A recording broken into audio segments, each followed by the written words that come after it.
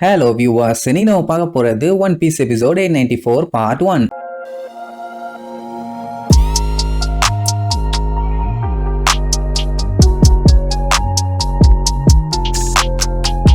Open பண்ணா போன பார்ட்ல ஒட்டமான ஒரு பொண்ணை நம்ம பையன் காப்பாத்தினால, தெரிஞ்சு காப்பாத்தல, அவனை அட்டாக் பண்ணி தெரியாம காப்பாத்திட்டான். சரி, அவளையே இவனுக்கு கடத்தினானுங்கன்னு கேட்டா அதுக்கு அவ ஒரு பெரிய கதை சொல்லுவா. என்னன்னா, டவுனுக்கு ஷாப்பிங் போயிட்டு எப்படி இந்த வயசுல ஷாப்பிங் மேடம் ரிட்டன் வீட்டுக்கு வரும்போது வழியில அந்த ரெண்டு காவாலி பயலுக பிளஸ் அந்த வெள்ள பப்பூனு இவனுங்க எல்லாம் ரவுண்டு கட்டிட்டானுங்க. ஃபர்ஸ்ட் அந்த பப்பூன் அட்டாக் பண்ணி ஒட்டமா கீழே வந்து விழுந்த உடனே அந்த கொமச்சியோங்கிற லைன் ஒட்டமாவை காப்பாத்தணுங்கிறக்காக பப்பூன் கிட்ட சண்டைக்கு போயிருச்சு.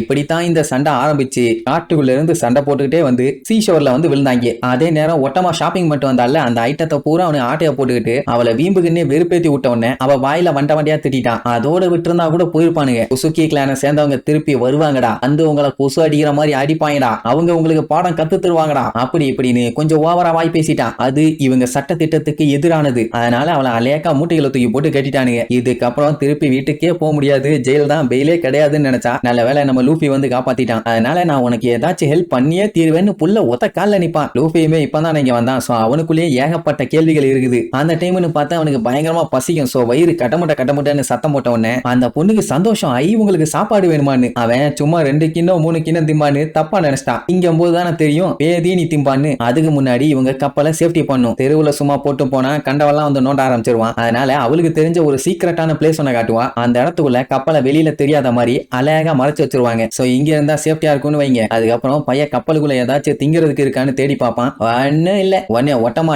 எதுக்கு சாப்பாடை பத்தி எல்லாம் கவலைப்படுறீங்க, வாங்க நான் உங்களுக்கு ட்ரீட் வைக்கிறேன்னு சொல்லி அங்க இருந்து அவனை வீட்டுக்கு கூட்டு போவான். அதுவும் காட்டு வழியா அந்த 2 அனிமல்ஸை யூஸ் பண்ணி தான் போவாங்க. இப்ப இந்த லயன் டாகோட பேரு கொமச்சியோ, அந்த பப்பூனோட பேரு ஹிஹிமாருன்னு வச்சிட்டா. ரைட்டுன்னு சொல்லிட்டு ஜாலியா டிராவல் பண்ணி போவாங்கன்னு வைங்க. ஒட்டமாக்கு வந்து சில பல பயிற்சிகளை பிடிக்கும், சில பல பயிற்சிகளை பிடிக்காது. அதுல நம்ம பையன் எப்படின்னு கேட்டோன்னே, நீ ரொம்ப ரொம்ப கைண்டான ஆளு அண்ட் ஸ்ட்ராங்கான ஆளு, மொத்தத்துல நல்ல வேண்டாம். அப்படி ஒரு கிளிஃப் மேல போய் நின்னுட்டு அங்கதான் என்னோட வீடு இருக்கும்பா, பார்த்தா அங்க ஒரு மலை மட்டும்தான் இருக்கும். என்னன்னா அங்க இருந்த வில்லேஜ் எப்பவும் அழிஞ்சு போச்சு. இப்போதைக்கு ஒட்டமாவும் அவளோட மாஸ்டரும் மட்டும்தான் அங்க தங்கி இருக்காங்க. ஃபியூச்சர்ல நம்ம ஒட்டமாக்கு எல்லாத்தையுமே கவர்ந்து இழுக்கிற மாதிரி ஒரு சூப்பரான ஃபீமேல் நிஞ்சா ஆகணும்னு ஆசை. இதெல்லாம் சொல்லி நம்மளால கூப்பிட்டு போவான்னு வைங்க. அப்படியே கட் பண்ணி அங்க ஏகப்பட்ட ஃபேக்டரிஸ் எல்லாம் காட்டுவாங்க. அழகான ரிவர் அது இதுன்ட்டு அந்த காட்டுக்குண்டான அழகு எல்லாம் அப்படியே கூத்து குலுங்கிட்டு இருக்கும். நேரா அவங்க ஒரு வழியா அந்த மலைக்கு நடுவுல இருக்க வீட்டுக்குள்ள போய் சேர்ந்துட்டாங்க. இதுதான் அவளோட வீடு. உள்ள போனவனே அந்த குட்டி பொண்ணே அழகா சமைப்பான். என்ன வீட்டுக்குள்ள கொஞ்சம் ஸ்மெல்லு தான் தாங்க முடியல, பையன் அப்படியே முக்கிட்டு உட்கார்ந்துட்டு இருப்பான். அந்த ஸ்மெல்லையும் அவ சமைக்கிற வாசனை ஆள தூக்கும். அதுக்கப்புறம் சூப்பரா ஒரு கிண்ணம் நிறைய சாப்பாடு எடுத்து கொண்டு வந்து கொடுப்பான்னு வைங்க. அவனும் சாப்பிட்டு பார்த்துட்டு நல்லா டேஸ்டியா இருக்குது, நீ சாப்பிடலையான்னு கேட்டா நான் ஒரு நிஞ்சா,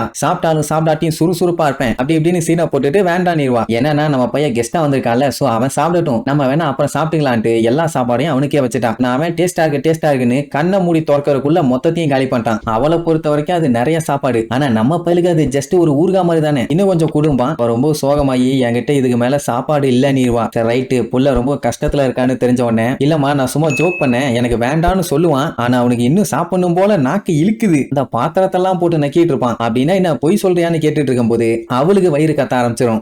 அவளுமே பசியில இருக்கா. இதுலயே தெரியுது அவ எந்த நிலைமையில வாழ்ந்துட்டு இருக்கான்னு. உடனே அந்த குட்டி பொண்ணு என்ன பண்ணுவா, நான் பாத்ரூம் போயிட்டு வரேன், எனக்கு வயிறு சரியில்லைன்ட்டு வீட்டை விட்டு வெளியில கிளம்பிடுவா. இங்க நம்ம பையலுக்கும் புரிஞ்சு போச்சு, பரவாயில்ல கொஞ்சோண்டு சாப்பாடு கொடுத்தாலும் நல்லா சாப்பாடா கொடுத்துருக்கான், எனக்கு பத்தல, பட் இப்போதைக்கு இதை வச்சு அட்ஜஸ்ட் பண்ணுவோன்னு யோசிச்சுட்டு இருக்கும் போது எவனோ ஒருத்தன் திடீர்னு இந்த வீட்டை கண்ணி வச்சு புசுக்குன்னு உள்ள வந்துருவான். வந்து நின்னுட்டு யாரா நீன்னு கேட்பான். லூஃபி அவன் மூஞ்ச பார்த்தா மூக்கு மட்டும் நீட்டிட்டு நிக்கும். ஏன் உசோப்ப இங்க என்னடா பண்ணிட்டு இருக்கேன், கத்தியெல்லாம் எடுத்து அட்டாக் பண்ண ரெடி ஆவான். அதுலயே தெரிஞ்சு போச்சு அது உசோப் இல்லன்னு. எவ்வளவு தைரியம் இருந்தா நீ இந்த வீட்டுக்குள்ள வந்து படுத்திருப்ப அப்படின்ட்டு அங்க இருக்க பவுல பாப்பான். அப்படின்னா நீ எல்லா ரைஸையும் சாப்பிட்டுட்டியா, உன்னை விட மாட்டேன்டான்னு அங்க அவங்க 2 பேத்துக்குள்ளயும் சண்டை ஸ்டார்ட் ஆயிருச்சு. இங்க இந்த குட்டி பொண்ணு என்ன பண்ணுவா, பாத்ரூம் போறேன்னு சொல்லிட்டு ஆத்துல ஒரு தண்ணி எடுத்து குடிச்சுக்கிட்டு வயிறு சத்தம் போடாதேன்பா, ஒரு சாமுராயினா இப்படி இருக்க கூடாதுன்னு வேற பில்டப். இந்த சின்ன வயசுல இந்த பொண்ணு எவ்வளவு பெருந்தன்மையா இருக்குன்னு பாருங்க. அந்த டைமுக்கும் போது வீட்டை உடச்சுக்கிட்டு லூஃபி வெளியில வந்து விழுவான். யோ என்னையா இப்படி அடிச்சுட்டு இருக்க, நானா எதையும் எடுத்து திங்கலையா, ஒட்டமாதான் என்னை இன்வைட் பண்ணி அவதான் எனக்கு குக் பண்ணி கொடுத்தா, பைத்தியமா நீன்னு கேட்டோன்னே அவ எதுக்குடா உனக்கு குக் பண்ணி தரணும், அவளை என்ன பண்ண,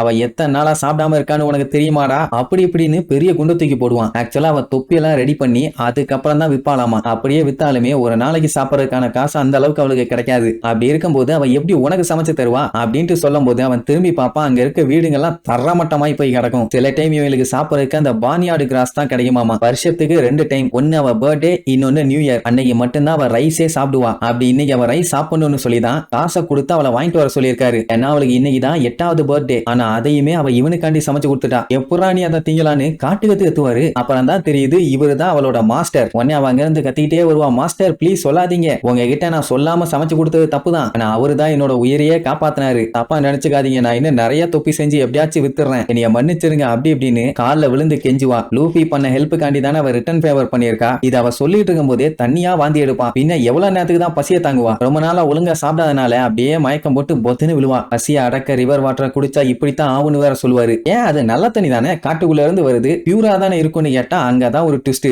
நான் இதுக்கு முன்னாடி ஃபேக்டரி எல்லாம் இருக்குதுன்னு சொன்னல, அந்த லூசு பையல என்ன பண்றானுங்க, அந்த கழிவு நீரை பூரா ரிவர்ல தான் கலந்து விடுறானுங்க. அதுவும் அது கைடோவோட ஃபேக்டரி. சோ அந்த லிக்விட் வேஸ்ட் எல்லாம் இதுல மொத்தமா கலக்கும் போது கம்ப்ளீட்டா பொல்யூட் ஆகுது. பெரிய ஆளுங்கன்னா கூட பரவாயில்ல, பாடியில கொஞ்சம் இம்யூனிட்டி லெவல் இருக்கும். ஆனா இவ சின்ன பொண்ணு, பாய்சனை குடிச்சா என்ன ஆகும், சாகருக்கு கூட வாய்ப்பு இருக்குது இல்ல. அப்புறம் ஏன்டா இங்க வாழ்ந்துட்டு இருக்கீங்கன்னு கேட்டா இதை விட வேற பெட்டர் பிளேஸ் வேற எங்கேயும் இல்ல. அண்ட் அது மட்டும் இல்லாம நான் திரும்பி வருவேன்னு சொல்லி ஒருத்தங்க இவகிட்ட ப்ராமிஸ் பண்ணிருக்காங்க. அவங்களுக்காண்டி தான் வெயிட்டிங். அது யாரு என்னன்னு கேட்டீங்கன்னா ஆடி போயிருவீங்க. வேற யாரும் இல்லே, நம்ம பையன் ஏஸ் தான். அந்த பேரை கேட்ட உடனே நம்ம பையலுக்கு அப்படியே திக்குன்னு இருக்கும். அண்ணன் செத்து போயிட்டான், திரும்பி வர முடியாது. ஆனா தம்பிய விதி எப்படி கொண்டு வந்து நிப்பாட்டி இருக்குது பாத்தீங்களா. சரி, இதுக்கப்புறம் ஏச வச்சு என்ன கதையை சொல்ல போறாங்கன்னு அடுத்தடுத்த எபிசோட்ல பார்க்கலாம். டாடா.